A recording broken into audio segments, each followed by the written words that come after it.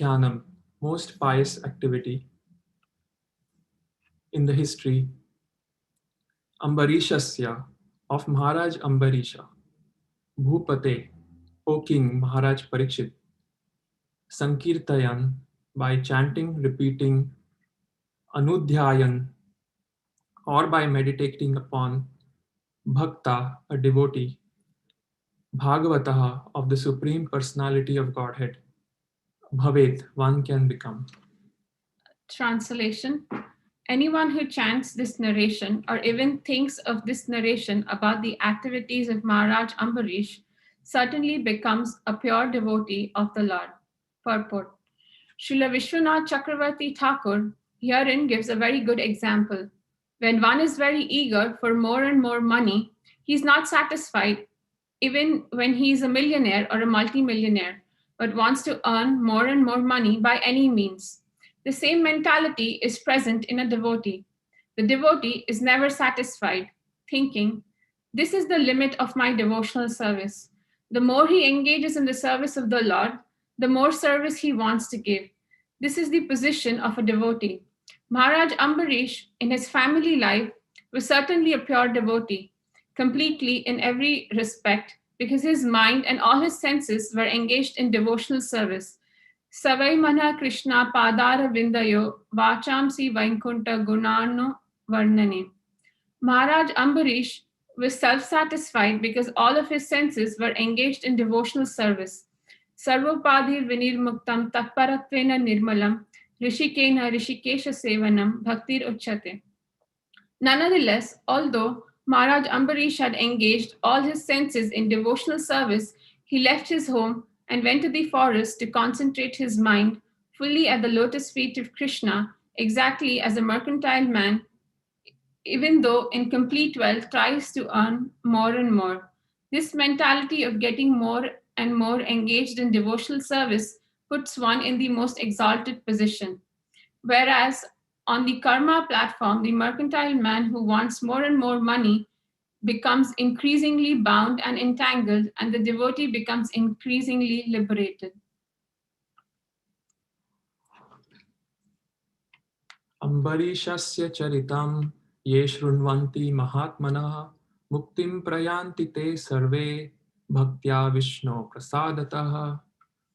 Ambarishasya, of Maharaj Ambarisha, charitam, character, ye, persons who, shrunvanti, hear, Mahatmanaha, the great personality, the great devotee, muktim, liberation, prayanti, certainly they attain, they, such persons, survey, all of them, bhaktya, simply by devotional service, Vishnu, of Lord Vishnu, prasadataha, by the mercy.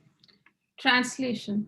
By the grace of the Lord, those who hear about the activities of Maharaj Ambarish, the great devotee, certainly becomes liberated or become devotees without delay. Purport. Thus ends the Bhaktivedanta purports of the ninth canto, fifth chapter of the Srimad Bhagavatam entitled Durvasa Muni's Life Spared.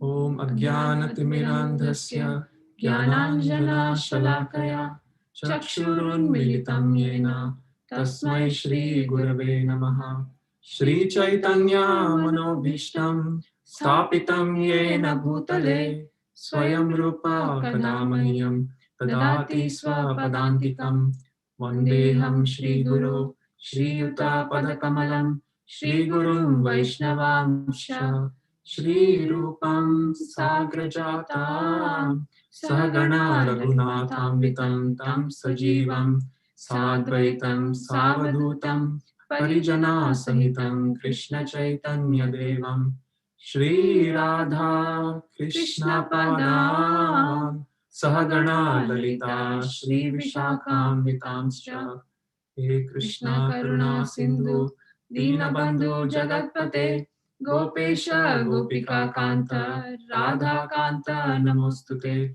Tapta Kanchana Gaurangi Radhe Vrindavaneshwari Vrishabhanu Sute Devi Pranamami Hari Priye Pancha Kalpatarubhyascha Kripa Sindhubhya Evacha Patitanam Pavanebhyo Vaishnavebhyo Namo Namaha. Jai Shri Krishna Chaitanya Prabhu Nityananda Shri Advaita Gadadhar Shivasadi Gaur Bhakta Vrinda. Hare Krishna Krishna Krishna Hare Hare Hare Rama Rama Rama Hare Hare.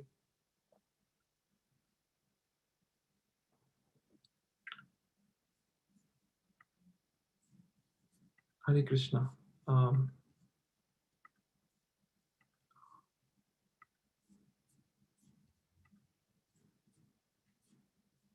So anyone who chants this narration or even thinks of this narration about the activities of Maharaj Ambarisha certainly becomes pure devotee of the Lord. So again, I think for some of those who joined a little late, we seek your blessings. And we are very grateful for all of your support as part of the community, Bhakti Center community. So really want to thank and seek your blessings. When we were asked by Gausharan Prabhu to speak today, we were like, because this is our first time giving Bhagavatam class, we were a little, thinking, okay, can we meet the standards of giving the class? Like we heard so many amazing Vaishnavas, devotees, so eloquent, so nice, so scholarly, give classes in the last couple of weeks. So we were thinking, okay, is this something we can do? But then we looked at this verse, and it says that anyone who chants this narration or even thinks of this narration uh, has a hope to become pure devotee of the Lord. So this is an opportunity where we can narrate this, even though it's a repetition of the same pastime. It purifies the heart, and it has all positive auspicious effects on everything. So let's do this. And yeah, I think it was really apt to see this verse being given to us, because it sort of also answered the question we had. So Krishna is amazing, and Srila Prabhupada's purports are also amazing. So these two verses are and Braja Vilasini can interrupt anytime. I might just end up speaking. And then we have tried to share a few things, but I go over time, please. So we are here at the last two verses of this glorious episode of Maharaj Ambarisha's life and his interactions with the Durvasa Muni. And we've discussed this about a month now, and so many different speakers have shared so many realizations from so many different perspectives. Every verse has so deep meaning, and we know Maharaj Ambarish has been referred in Srila Prabhupada's books in so many different in different books and in different contexts, because his life is so pure and such exemplary. So a quick, we will just I have a few slides. We have a few slides here, but let's do a quick recap of this chapter. So the title of this chapter is Durvasa Muni's life spared.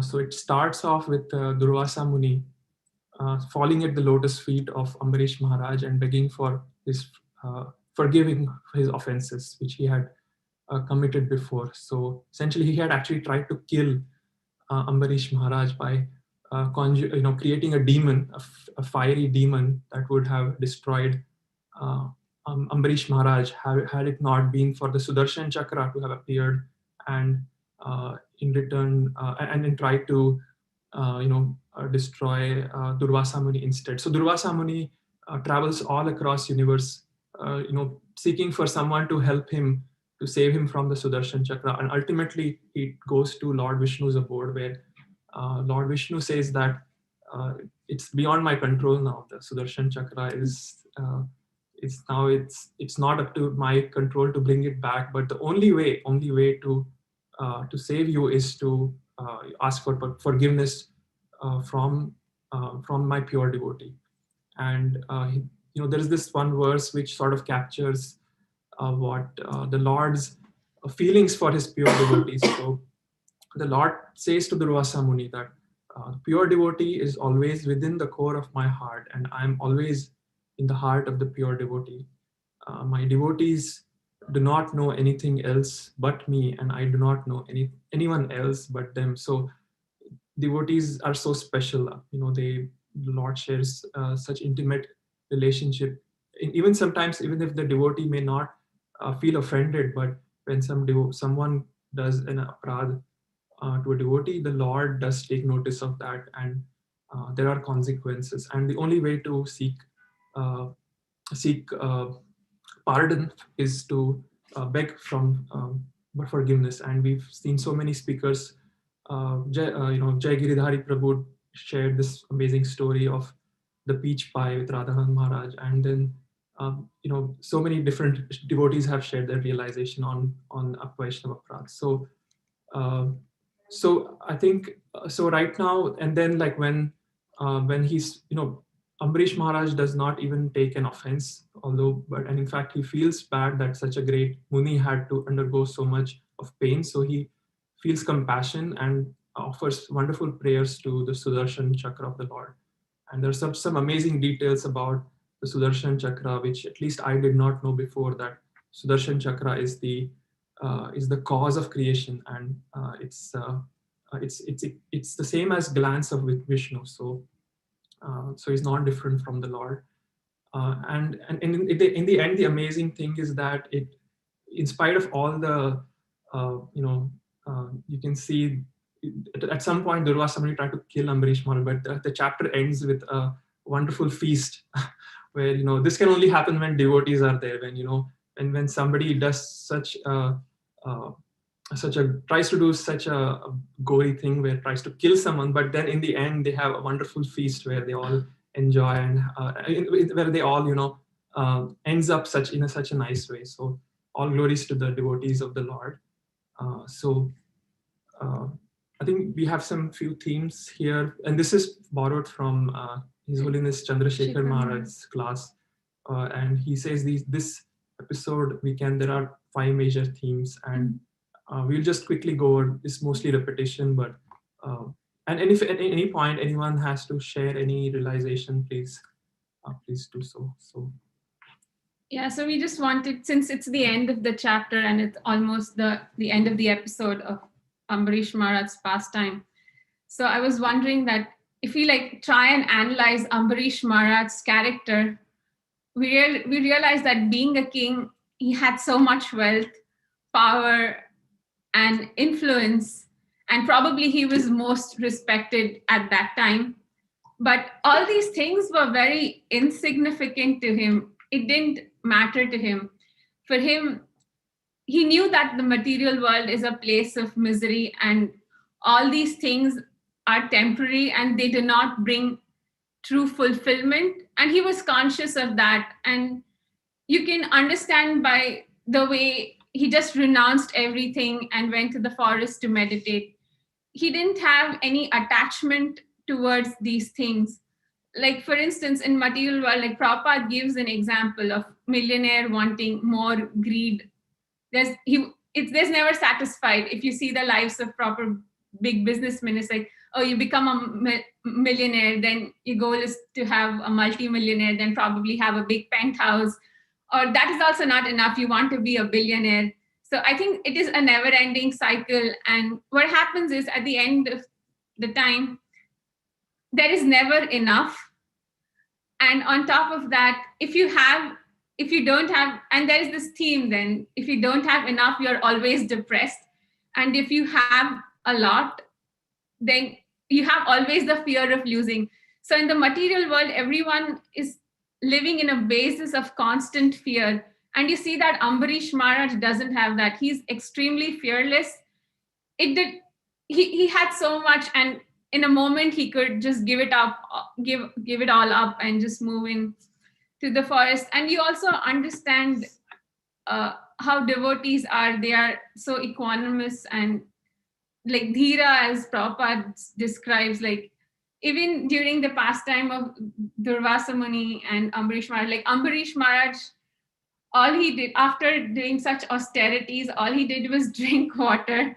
And for that, he was about to be getting killed. But in all these episodes, this entire episode, he was not disturbed or shocked by it.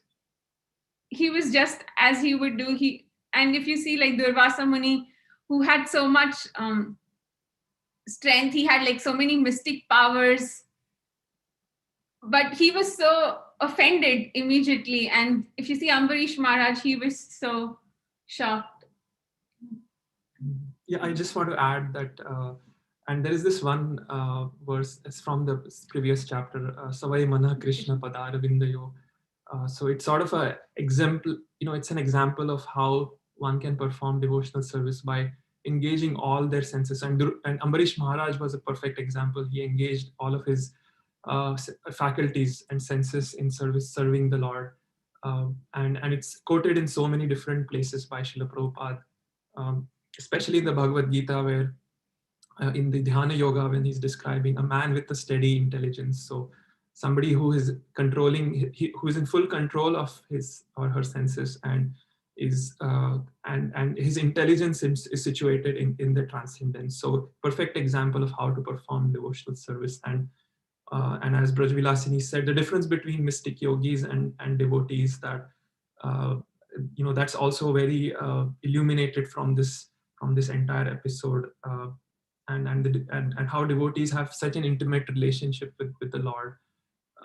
And then, of course, offenses against the devotees. I think we discussed about the mad elephant offense, where Vaishnava Aparad is like an elephant, ravaging through all the garden where we have all our, the creeper of devotional service growing can be destroyed. So it's so important to guard against Vaishnava Aparad. And sometimes, like even I speak for myself, it's not as like we say, oh no, we say that Durvasa Muni shouldn't have do this. How can he even try to kill devotee? Sometimes it will not be physical, but in my case, when I think of it, I sometimes take things for granted, and similarly, I forget how special devotees are. And they say that familiarity breeds contempt, and you kind of sometimes get into that trap sometimes. So it's just for me to remember it's that it is such an important thing to guard against Vaishnava Aparad.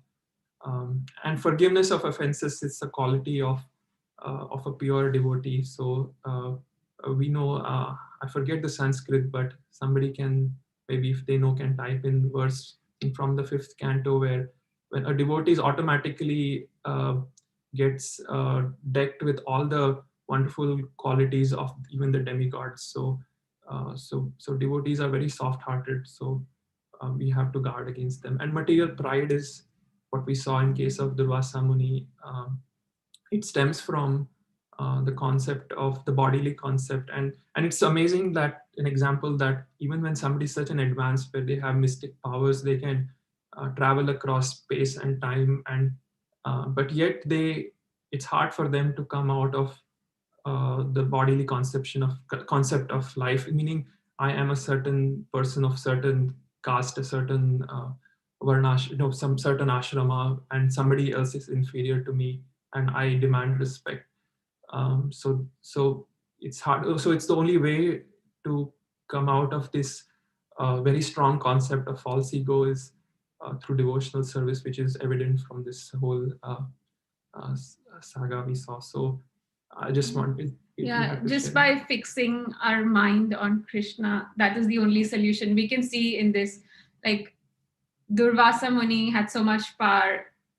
He was mystic yogi, and you see Ambarish Maharaj, and the way Ambarish Maharaj, he wasn't as powerful and strong as Durvasa Muni when it came to doing all these siddhis. But in the end, Ambarish Maharaj was had the most yogic quality of not being disturbed, because he had somehow mastered the art of engaging his mind and fixing his mind on Krishna's lotus feet.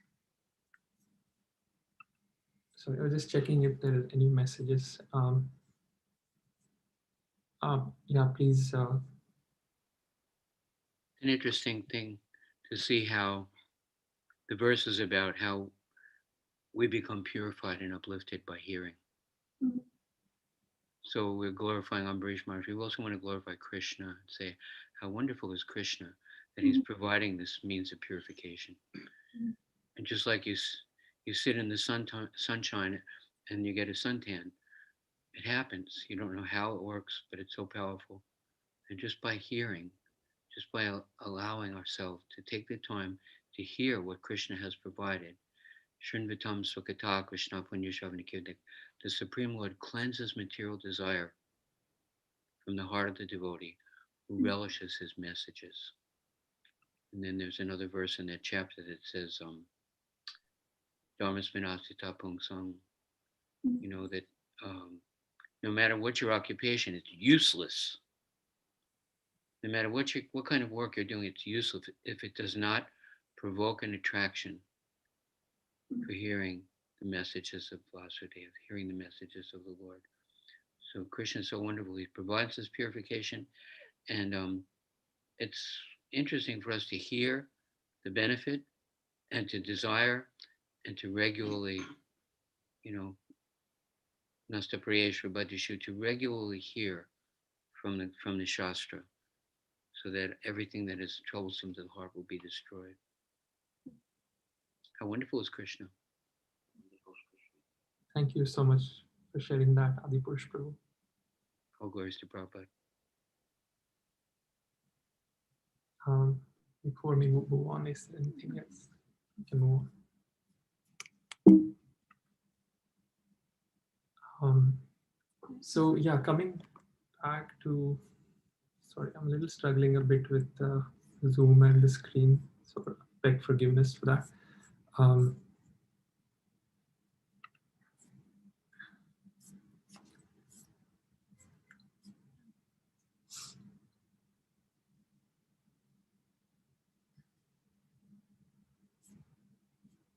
This is not wrong verse. Yes. So Srila Vishwanath Chakravarti Thakur here gives a very good example of when one is very eager for more and more money, he is not satisfied. So there is always a desire to earn more. On a diametrically opposite platform is a devotee, where the devotee is not satisfied. He's he or she is always trying to serve more and more. They never reach a state of complacency where they say that this is all I can do now. So we were actually, Braja Vilasini found a really nice online YouTube video of His Grace Pankaj Angri Prabhu giving a class on these exact two verses, and we took some notes, and he was describing, and I think we have try to put it in a slide here.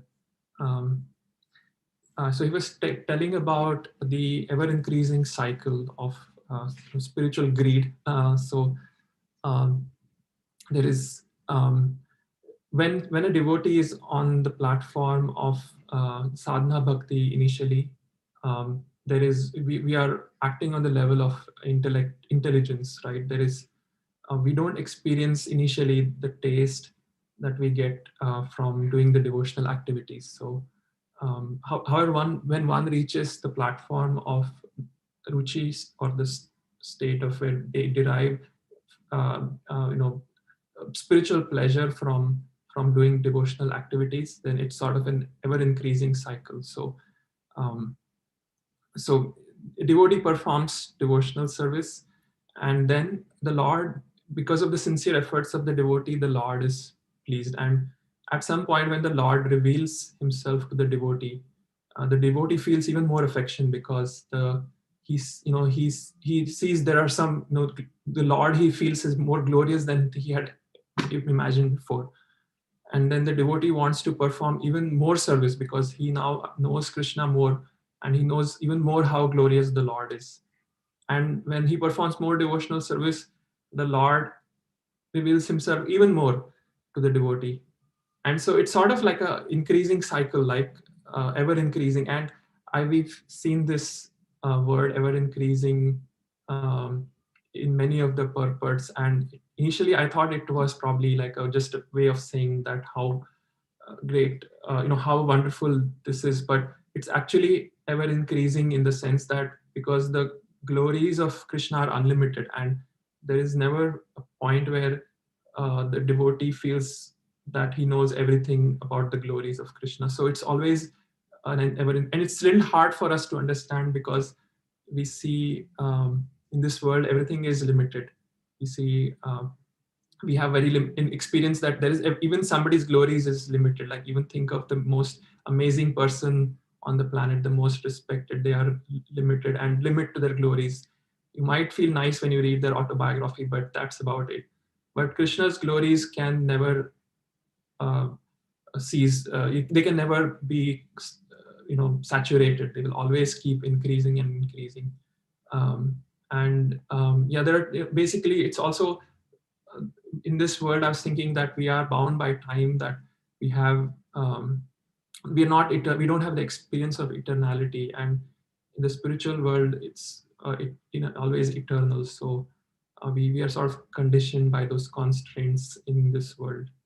um, and I think you had a point about the uh, underestimating.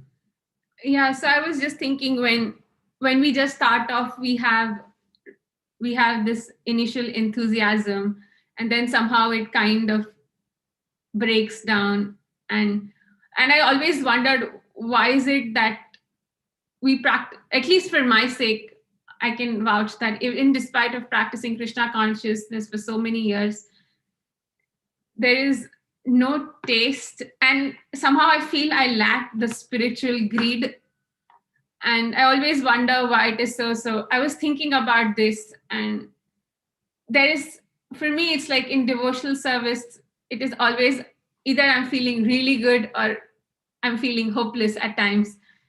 So somehow I was thinking that when I'm feeling too good, probably I'm underestimating the power of Maya, and when I'm feeling too bad, I'm probably underestimating the power of Krishna. So it's kind of an oscillation between two.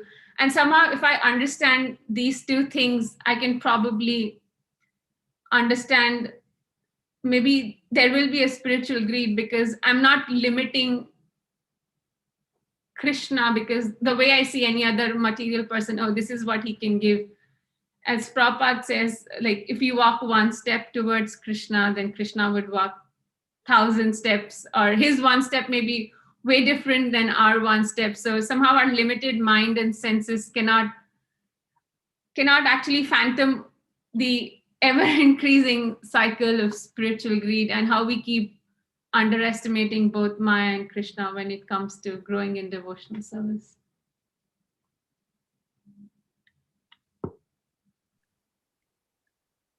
It's such an interesting point. The idea, focusing on that word, increasing, because we can't stand still.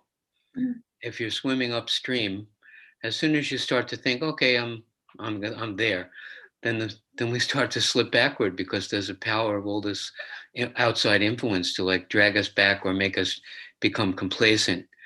And Srila Prabhupada was very, very sober about this. Sometimes I would try to make a joke when I was serving as Srila Prabhupada's bodyguard years ago in 1974. And he said this thing that day: I am asking you to double your service every year. Oh, I was going to double my increase is one thing, but double every year, double every. So then I tried to make a joke, but Prabhupada just slapped me down. I said, well, Prabhupada, I'm my service is to take care of you and protect you and be the bodyguard of Guru. I guess I'll have to get another guru and protect two gurus.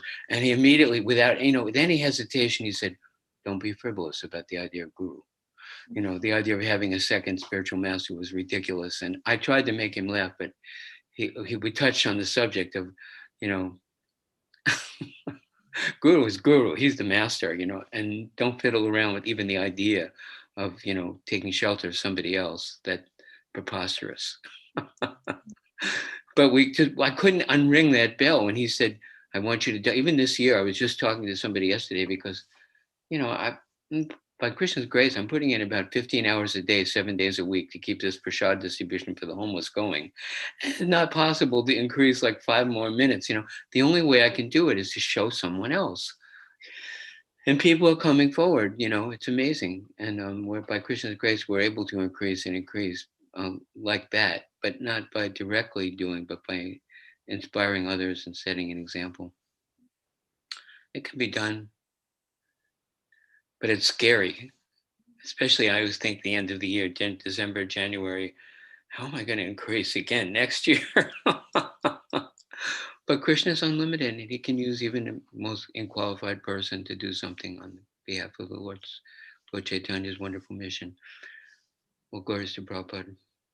Thank you so much for sharing that intimate experience, interaction you had with Srila Prabhupada. Yeah, one thing I was told is that Guru means heavy.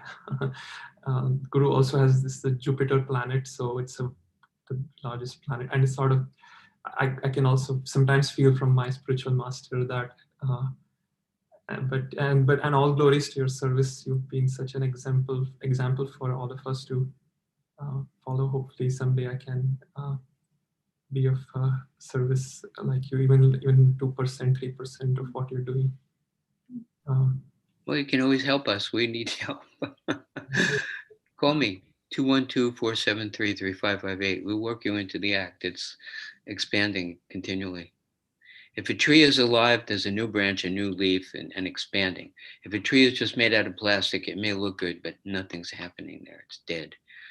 So we must increase, or we won't feel the grace of the spiritual master. Mataji made such a wonderful point there, that sometimes we don't feel, that grace, but we must, the solution is we must increase. Prabhupada said every year you should think, how can I do more and take less for myself? And that's the path we're on. All glories to Prabhupada. All glories to Prabhupada. Thank you. Yeah, elaborating on the point what Adi Purush Prabhu just said, that how do we start and how do we get across this, because it is so hard, and in the world they're living, the situation we are in, sometimes just to get like your basic 16 rounds done, it might be so hard, or just to do some services or just balance everything, it is difficult. And Bhakti, we found this amazing excerpt from Bhakti Tirth Maharaj's book, and Spiritual Warrior, making your mind your best friend. And we thought in order to justify what he says, we just probably need to read it instead of kind of paraphrasing in our word. I just want to say one thing before we read. So we were contemplating on the previous slide what His Grace Pankaj Angri Prabhu spoke, and the question obviously is like, what if we are not on that stage of ruchi where we are not getting that spiritual taste from it? So and I just found this one devotee, Jai Devki from Geeta Nagari. Some of you might know her, wonderful devotee. She posted this on Facebook as if this was meant for me to answer my question, and so I just wanted to thank her for that, if she's hearing or sometimes hears this recording in the future. But yeah, please. Yeah, we really need to acknowledge the seriousness of our position in this material world. And in this material world, as residents in Maya's camp, the gentle mental culture will constantly try to keep us entangled in the material energy unless we develop ways to sufficiently harness the mind. For this reason, Bhaktivinoda Thakur, a great Vaishnava saint, explains that unless a person is a Paramahansa or a completely pure saint, the mind must have certain amount of satisfying stimulation. We must engage the mind in such a way that we feel good about our services, our environment, the process, and ourselves. We cannot just work indefinitely without some ruchi or spiritual taste. We can join a religious institution or spiritual community and temporarily function according to the instructions of the authorities. But if we somehow develop this taste or do not have a chance to work on our own personal goals while striving for the ultimate goal, we will undergo various disturbances.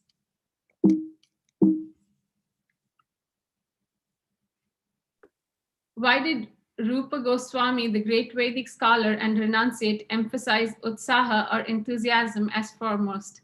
If we lack enthusiasm, we will begin to settle back into the mindset that we have carried with us from many previous lifetimes when our senses and environments entirely enslaved us. Most importantly, we must recognize the importance of Shraddha or faith in our endeavor to break through the modes of material nature.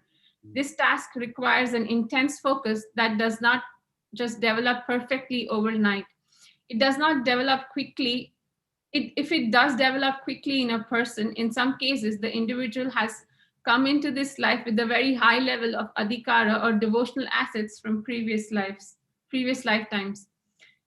It means that he or she has already engaged in so many spiritual practices that in order to reach this particular point, while we keep the ultimate goal of full God consciousness in mind, we want to encourage each other to look closer at our daily lives and examine certain goals that we want to achieve according to our varna, ashrama, and particular idiosyncratic propensities. We want to find some specific goals that we can feel happy to offer to the community, to the mission, to our families, and to ourselves. By this endeavor, Maya will not hunt us or assault us to the same extent because our spiritual pursuits will occupy our mind and enthuse us. Each person must examine their own nature in order to recognize their capabilities along with the activities that inspire and enthuse them. In this way, they can continue in their devotional service in the pursuit of ultimate goal. We could respond to that with one word. Yes. Desire. We hear about Prabhupada giving everything right to the last breath. We look up to the other devotees who are really, really, really making sacrifices, dedicate themselves. And then it doesn't cost anything to desire. Say, Krishna, that's what I want. Krishna, I want to serve you. I want to give myself to you totally. If we have that desire, Krishna says, don't doubt that I will not complete the good work I've begun in you. Just desire properly. Just desire properly. We want to serve you. We want to surrender. We want to give. We want to love you. We want to sacrifice. It's easy. Inside. It's something inside. Elaborate mental, intellectual understanding might or might not be there. But if we desire properly, everything else will come into place. That's what Prabhupada tells us. And I heard in one class that sometimes we don't desire, but then we desire to desire. Then we desire to desire. I think it was Radhanath Maharaj's class. Very good, very good. I don't really want to surrender, but I desire to want to surrender. Krishna will help us. Desire, desire. Choose this day whom you will serve. Nobody can serve two masters. I want to give my life to my spiritual master. And we see Radhanath Swami, because he's such a sterling example, that people say, you know what? Look what he's doing. Look how he's pushing himself.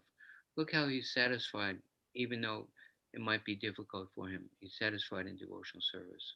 Mm-hmm. That's what I want to be like. I want to be like that person when I grow up. Hare Krishna. Hare Krishna. Thank you, Prabhu. So this is basically for me, who is struggling at the level of sadhana bhakti, and as Prabhu was saying, like to keep going even when there are difficulties, when we don't have the spiritual taste. But as Prabhu was saying, like look up to such great exalted personalities like Radhanath Swami, or even your spiritual master, or the commitment you make to your spiritual master can be the drive. That's something that drives us to keep going. And ultimately have faith that Krishna will. There is faith that this is all real, and one day we will feel the taste. So, yeah, like however hard it is, sometimes I've seen that it is just a matter of showing up, just being sincere and just showing up. It doesn't have to be perfect, but it is just a matter of showing up. Like for instance, it's a very mundane example. I know if you are into yoga or any kind of physical exercise, when you initially start, there is enthusiasm towards it. But when it comes to maintaining that practice, it can be quite hard, and you need that level of enthusiasm. And most of us sometimes give up, but those who stick through it, they do it through like small increments. But over the course of time, you realize, oh, right now, my body is really strong than it was 3-4 months just because I didn't give up. Sometimes, even if you don't want to do it, it is just a matter of showing up and being sincere that you want to do it. And Krishna does understand that we are trying. He knows what's our capacities and how much we're able to give, and we're still doing it despite of the difficulties. And Krishna is able to see that because he's merciful, and he's not like us that he will hold us, I mean, in sense like accountable. Oh, you did 10 things perfectly, but you didn't do one thing right. He'll probably see the 9 things we've done. Sorry, it should be the other way around. Like, we didn't do the 9 things right, but we did 1 things perfectly. Maybe at work it would be different. But when Krishna sees that, oh, at least he did the 1 thing right, even if he couldn't do the 9 things which he was assigned to do. So that's what I wanted to conclude by saying. And the life of Ambarish Maharaj, he provides us such an inspiration that despite of having so much, having so much power and wealth, we can use it in right way in Krishna's service. These are all instructions. Although we are speaking about this, we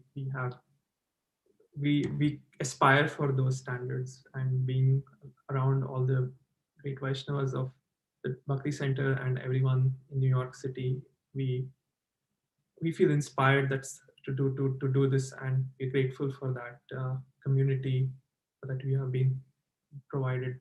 So I think with that, I know we're at 8 o'clock. So if there is any comment, any feedback, anything that can be improved, anything we did not speak right shastrically, please let us know. Or if there's any questions, or even sharing any experiences. And I don't know how long we can keep this open, but Gaur Sharan Prabhu, if you feel the time is out, if we can wrap up. Hare Krishna, Prabhu. Thank you so much, both of you. Thank Yes, you so Madam much. Andrea, please. Oh, sorry, Andrea? Yes, that's Andres. Thank you so much for the class. I just want to give my appreciation for your courage. The idea of giving a Srimad Bhagavatam class is probably very high on my list of things that I would be most fearful of doing. So I just want to appreciate your courage, and it inspires me to reach for that one day. And I also am very inspired by the sweet exchange of the two of you, and how you're very aware of each other's like opportunities to serve and like speak. So that was very inspiring. But actually the little jewels that I'm going to take away from this class, I really loved the underestimating Maya and underestimating Krishna, and how that reflects on our moods. That was gold. I like that very much. And then also, again, it's not about being perfect. It's about showing up and trying your best. I actually had a friend of mine this week remind me, we're spiritual practitioners, not spiritual perfectionists. So it's all about the practice. It's not about being perfect. So it's, again, as you were saying, like Krishna just sends us these little messages. That seems like he's talking directly to us, and he is. And he kind of sent these jewels to me through your class, and I'm very appreciative. So thank you so much. Grateful. Thanks for Thank encouraging. Thank you for encouraging. Yeah, it can be intimidating, and we practiced a little bit yesterday, so we're able to coordinate. But I think in the end, it's about, we were just repeating the message, and the message itself is so glorious. The Lord said that, somehow it purifies the whole thing somehow. So grateful for your association on this forum. Hare Krishna. Thank you so much for giving this class, and I'm feeling so fortunate because like we met in a temple briefly when I was like doing my service, and it's so nice to just like hear you give a class now. And I also want to say that it's so beautiful to see like how synchronized almost like emotionally you two are, and how you are encouraging each other. to dive deeper into realizations. And I feel like one of my takeaways is simply to not be afraid to repeat what we hear, because there are so many. I mean, this is a practice that we engage communally, right? We are in this together, and so it's so amazing to just be able to glorify others by repeating what we hear. And also what you reminded me when you said like Krishna is going to look at that one thing and kind of like squint at the other 9 things that we just screw up. It's just like really brings to my mind that how beautiful it is that Krishna is a very merciful and sweet Lord, and he is not going to whip us for each thing that we do wrong, but he's rather going to look for things that we tried. And also just coming back to the intention, how it is really all about intention, how we're trying to do our best, and if we did our best, then he's going to accept that. So that just brought me a lot of gratitude, and thank you so much for showing up today and really speaking and giving us the space to interact with you too. I'm very grateful for that. Very grateful. Thank you for your kind words and encouragement. I see. Hare Krishna. I just had to jump on to basically just repeat everything that everyone just said. It was so lovely to see you, and thank you. Your enthusiasm and your sweetness, just I feel like wrapped in a warm blanket by it. And thank you so much. And I can only imagine the feeling of giving your first Bhagavatam class, and you did it so beautifully. And I just had to jump on and add my encouragement, and thank you so much, and hope to see you here again. Thank you. Riding on the wave of all these encouragements and inspiration from all of you. Thank you for that. Thank you, Jamuna. And thanks everyone who posted on the chat. I'm just seeing all the chats, but hopefully questions. Thank you so much, both of you. Hare Krishna. As Andrea said, there were such nice points actually. As she said, the point about overestimating Krishna or Maya, it was very nice. And also the point about material greed, and also what you shared, Prabhu, from Bhakti Tirtha Maharaj. It was so beautiful. It was so apt, especially the aspect of keeping us engaged, so that it can be a deterrent for us to be like, to a large extent, tortured by Maya in various ways. Although we embrace it very happily, it's a torture that we embrace in one sense. So it was very nice point, and it highly resonated with me. Thank you so much.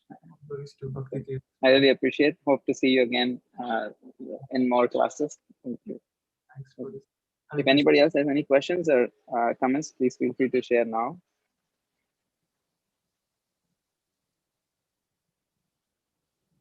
Okay. Thank you then. So, Srimad Bhagavatam ki jai, Her Grace Braja Vilasini Devi and Adbhuta Krishna ki jai. Thank you.